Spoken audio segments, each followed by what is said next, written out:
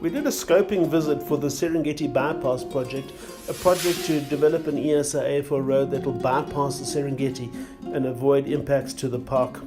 Our team consisted of Brendan Solik, Sonia Hemberg, myself. We were driven by Tom Wangi, the driver from Nairobi office. He drove us in the Ford belonging to the Nairobi office. The ERM team in Washington have developed GIS data. They provided us with an app for our phones that gave good access to this data. We could zoom into a high level of detail. They had mapped every building, they had mapped every agricultural field along this road for a distance of about 530 kilometers. Quite a big task. We had paper maps with us to look at too, but having the GIS data with an active GPS on our phones was really useful. The road that we investigated was a dirt road, went into real deep rural parts of Tanzania, a lot of labor-intensive road maintenance, and generally the road was in good condition. A lot of seasonal rivers and streams that were crossed, these narrow little bridges gave a lot of character. Yeah. You're taking a video now. Yeah, exactly. There were a few streams that didn't have bridges and quite challenging conditions to drive through. It was good we had Tom as our driver, but he did get the vehicle into an erosion gully in the middle of the road. We needed some help from the local villagers to get us out. Where the roads were rough, the scenery tended to be better. The lovely rock formations. We found this neat little chameleon. He wasn't too happy to see us. He was crossing the road, but very happy to be released back into the bushes where he could blend in. There were lots of amazing trees. I really enjoyed the baobabs, big fantastic trees. And the acacia, these flat-topped acacias, gave a lot of character to the scenery. People living in these deep rural areas were clearly very poor. You see by the structures of their houses, whereas some of the towns, the level of affluence increased. Compare that to the hotels we stayed in Shinyanga and Singida. They looked great from the outside, but the inside, the functionality didn't always match the external appearance.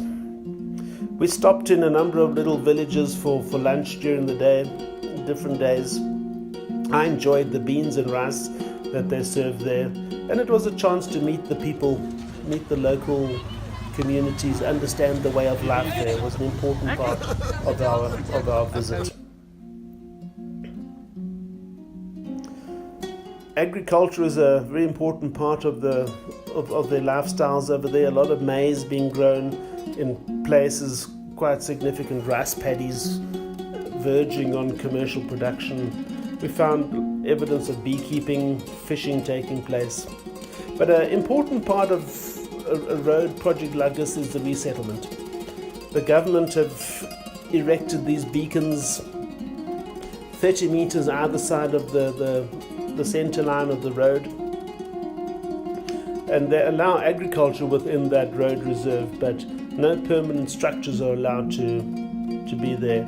Houses that do exist within the road reserve have been painted with a big red cross, the words Bamoa, that's Swahili for demolish, painted on them, clearly indicating what's coming.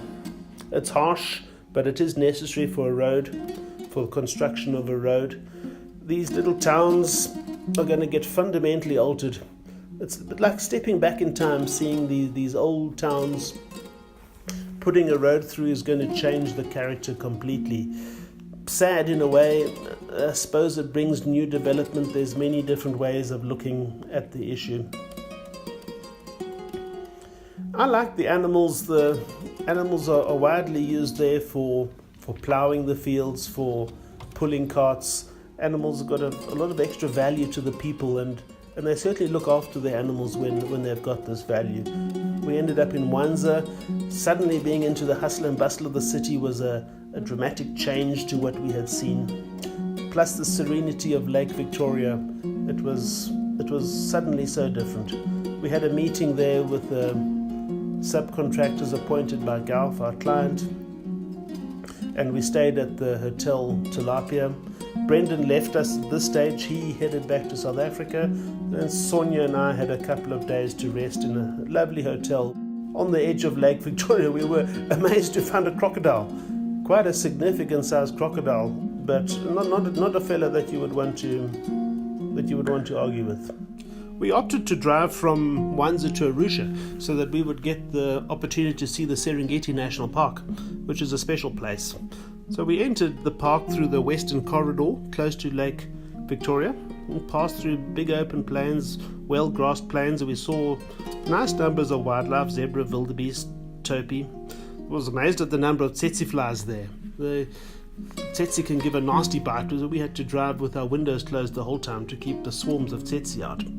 They seemed to be where the buffalo were. The buffalo, one of their main sources of food, but it's always good to see buffalo. Other wildlife was here and there. Nice birds. We saw a lot of giraffe. They seemed to be feeding where the thorniest bushes seemed to be. It was odd. But we stayed at the Serenera Wildlife Lodge, which is right in the center of the park. Formerly government owned. It's got a stunning location, amazing views from there. But the next morning we had to be up early to rush through to Arusha to catch a flight just after 1 o'clock. We had wanted to see the migration. We only saw the migration once we left the park. We went out of the gate. On the other side, there we encountered large numbers of wildebeest. We passed herd after herd, and you look into the distance, you would just see these big open plains just full with millions of these animals. It was an amazing sight, and they were on the move, kicking up the dust. It was quite a sight to see the dust being kicked up and catching the light in the early morning. Is something I'll always remember.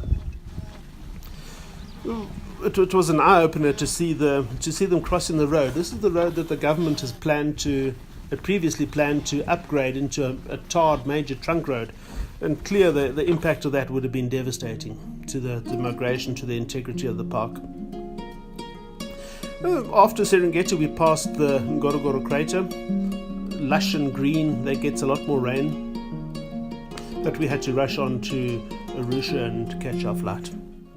So Sonia and myself in Dar es Salaam, we met up with Dieter Rodewald and Mike Everett, also with Greg Huggins. He's a resettlement specialist. We had informal meetings with KFW at the hotel, and then on the second day we presented to a big government contingent from TANROADS and Gulf and KFW. Dieter, Sonia and myself each presented our components of the study, and that was followed by a workshop session in the afternoon, which went well. It was productive, and we had some good times in the evenings, meeting with the Gulf guys, drinking beer, and meeting up with Kelly Horton, who's just recently joined. It was a fitting end to the trip. It ended well, and everything was good.